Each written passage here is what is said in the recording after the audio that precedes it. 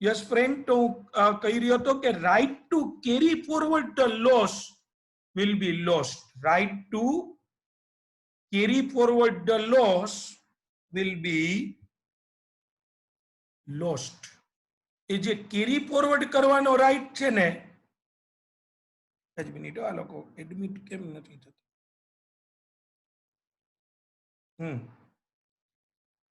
Carry forward કરવાનો જે right છે ને એ તમારો લોસ છે. એટલે મિત્રો તમારા કોઈ ક્લાયન્ટ પૂછે કે અમને બિઝનેસમાં લોસ ગયો છે અને સેલેરી ઇન્કમ છે, સાંભળજો, આમે કે અમારો બિઝનેસ લોસ સેલેરી અમે સેટઅપ નથી થવાનો, તો હવે અમે રિટર્ન નિરાતે ભરશું, કારણ કે સેલેરી ઉપર જે ટેક્સ છે એ તો ઓલરેડી ડિડક્ટેડ સોર્સ થઈ જ ગયો છે. સેલેરી તો ટીડીએસ માં આવે, તો એ શું કહે છે ખબર છે કે ઓલરેડી કે ટેક્સ ડિડક્ટેડ સોર્સ થઈ ગયો છે. બિઝનેસ લોસ સેલેરી અમે સેટઅપ ન થાય તો અમે રિટર્ન છે એ મોડું ભરશું. એવું ન ચાલે મિત્રો. જો તમે રિટર્ન લેટ ફાઇલ કરશો ને તો બિઝનેસ લોસ કેરી ફોરવર્ડ જ નહીં થાય. હવે આમાં તમારા માટે એક કોક કેવું પૂછે કે કાઈ નહીં, કેરી ફોરવર્ડ નો થાય કાઈ નહીં, નેક્સ્ટ યર સેટઅપ તો થઈ જાય ને. લે, જો મોડા આવશો ને તો ક્લાસમાં આવવા જ નહીં દો. આવવા ન દે કાઈ નહીં, બેસવા તો દેશો ને. આવવા જ ન દઉં તો બેસવા ક્યાંથી દઉં? કેરી ફોરવર્ડ જ ન થાય તો સેટઅપ નો તો કોઈ ક્વેશ્ચન જ નથી ફ્રેન્ડ્સ. પણ if you have filed return belatedly after due date, you can carry forward your debris. તો પણ તમે તમારો ડેપ્રિસિએશન, અનએબ્સોર્બ ડેપ્રિસિએશન કેરી ફોરવર્ડ કરી શકો. ત્યારે બિઝનેસ લોસ કેરી ફોરવર્ડ થાય નહીં. તમે કહો લખીને અમને આપી દીધું તો યાદ કરી લેતા. આપ્યું જ છે, જો આ રહ્યું નીચે. Unabsorbed debris can be carried forward and set off even if return is filed after the due date of filing ROI.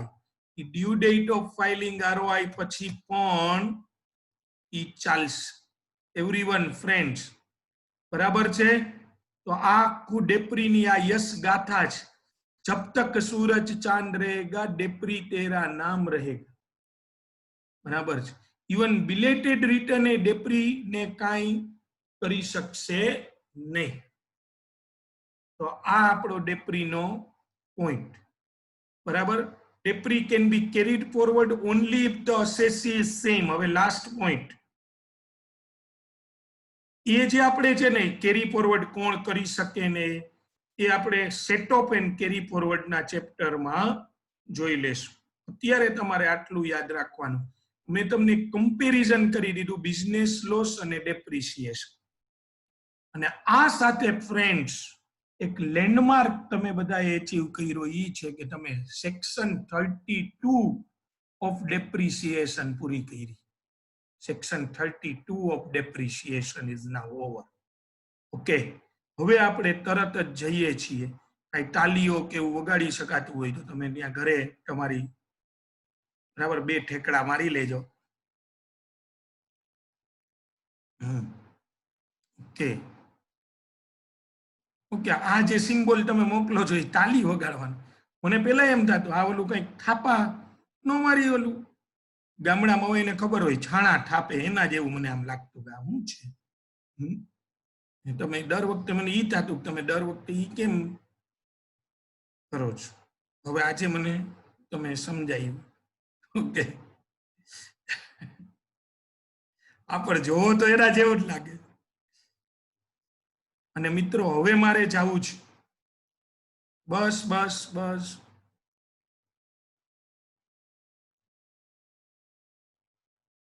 Please.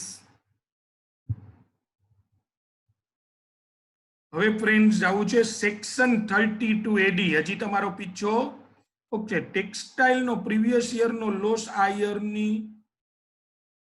યરના એની સિવાયના બિઝનેસ સામે પણ એડજસ્ટ થાય ને?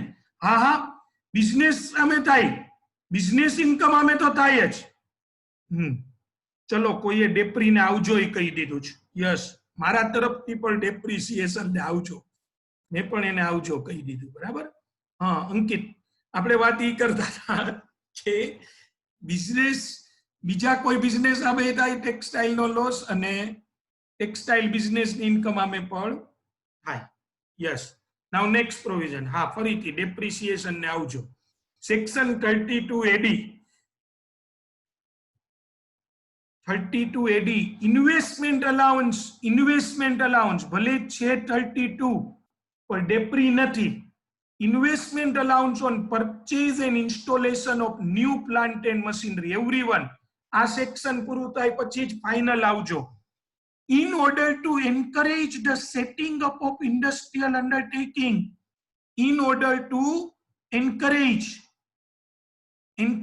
પ્રોત્સાહન આપવા the setting up of industrial undertaking in the backward areas of the states of, नाम तो सुना होगा, आंध्र प्रदेश, बिहार, तेलंगाना एंड वेस्ट बंगाल. कोई कैसे क्या સાંભળ્યું તું આ? in order to encourage the setting up of industrial undertaking in backward areas of the state of Andhra, Bihar, Telangana and West Bengal. Additional depri. Good Kausha. 35%. ઘણા આન્સર આપ્યા છે, બરાબર છે. ધ્રુવી, કૌશા, નિકંજ, અક્ષિત. ગુડ. 35%. એ લોકોને જ બધા લોકો એને જ જો આ બેનિફિટ વધારાનો આવ્યો. પણ હવે ડેપ્રી ને ઇન્વેસ્ટમેન્ટ અલાવન્સ એમને મળશે.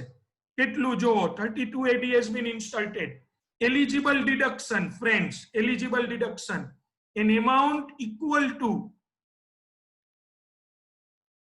15% of the actual cost of new plant and machinery acquired and installed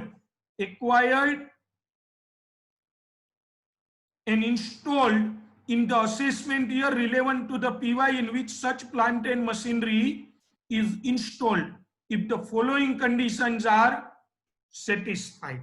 શું લખ્યું તમે જોયું? બરાબર છે. શું કીધું? 15% actual cost ના 15% of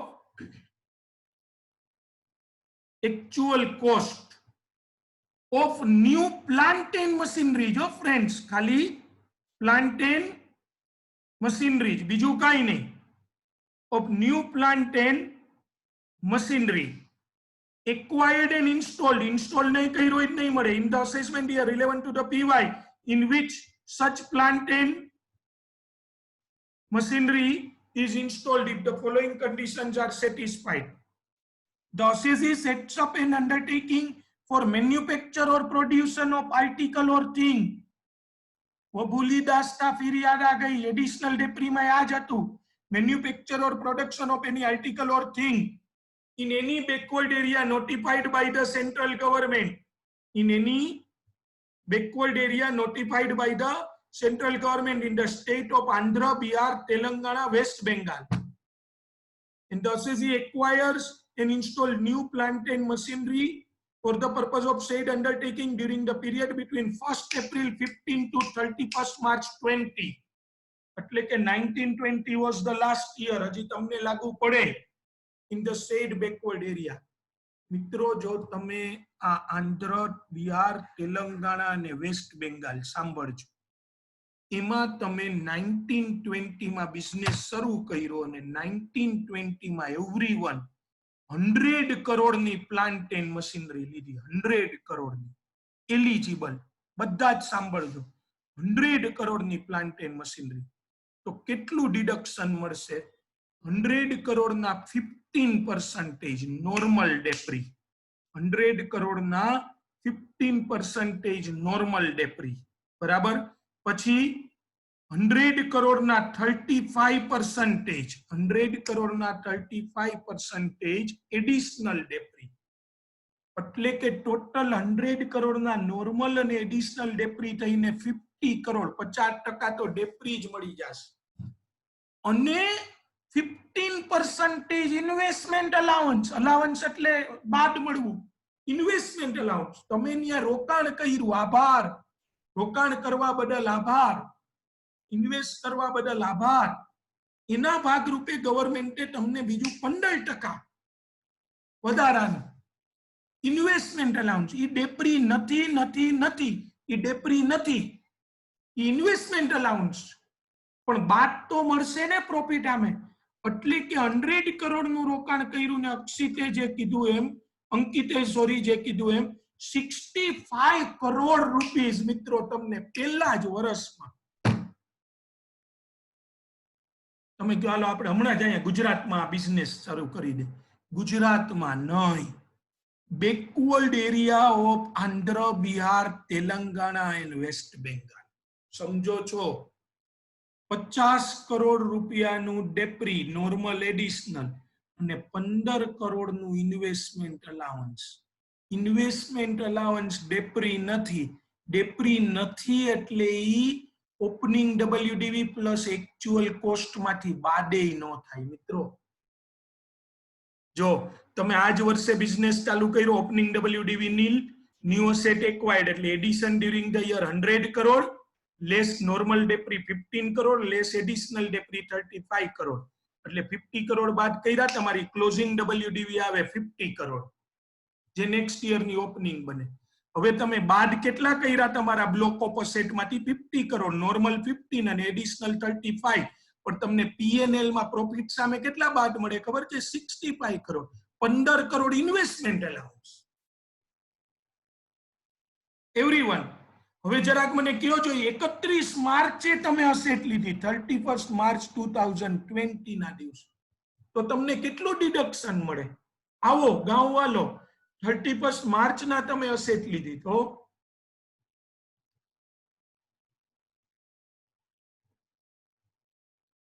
last day of the year ના અસેટ લીધી તો કેટલું? 40%. ઈ કેવી રીતે? 25%. ઈ શું? ના અંકિત કઈક ગોટો કરે છે. ના સુમિત, ઓકે. જો એમ નો થાય, નોર્મલ ના એટલે તમે ગણતરી કરીને કયો છો એ બરાબર છે, પણ આમ સરખી રીતે એ વાત સાચી. નોર્મલ છે એનું કેટલું થશે? જો હું લખું છું આન્સર, હા બસ પરફેક્ટ ભાવિક. નોર્મલ 7.5% અને એડિશનલ 17.5%, 17.5 બરાબર છે. એટલે 25 જે અંકિત કહે છે એ આવી જાય, બીજા જે કોઈ કહે છે. પણ મિત્રો ઇન્વેસ્ટમેન્ટ અલાવન્સ છે એ ડેપ્રી નથી, એમાં ઓલો 180 ડેઝ વાળો રૂલ લાગુ ન પડે. ઇન્વેસ્ટમેન્ટ અલાઉન્સ તો 15% પૂરેપૂરા. લાસ્ટ ડે ના લ્યો ને 100 કરોડ ની હશે તે 15 કરોડ ઈ જ દિવસે બાદ મળી જાય, એટલે કે ઈ જ વર્ષમાં. હુર્રે, બરાબર છે. એટલે ટોટલ 40%. પણ મિત્રો અસેટની કોસ્ટમાંથી કેટલા રિડ્યુસ થાય? 25%. ઇન્વેસ્ટમેન્ટ અલાઉન્સ એ તમને ગવર્મેન્ટે આપેલો એક બેનિફિટ છે. તમે રોકાણ કર્યું એટલે તમને ગવર્મેન્ટે ટેક્સ બેનિફિટ આપી, એ ડેપ્રી નથી એટલે કોસ્ટમાંથી બાદ થશે નહીં. પણ એના માટે તમારે ઇનએલિજિબલ અસેટ નહીં લેવાની, એલિજિબલ જ લેવાની. For the purpose of this section, new plant and machinery does not include any ships or aircraft. ઈ લેશો તો ડેપ્રી મળશે, એડિશનલ ડેપ્રી નહીં મળે, ઇન્વેસ્ટમેન્ટ અલાઉન્સ નહીં મળે. Any plant or machinery which before the installation was used either within or outside India by any other person. Second hand નહીં ચાલે, second hand માં નોર્મલ મળશે, એડિશનલ નહીં મળે. Any plant or machinery installed in office premises or residential accommodation, including accommodation in the nature of guest house. Any office appliances, including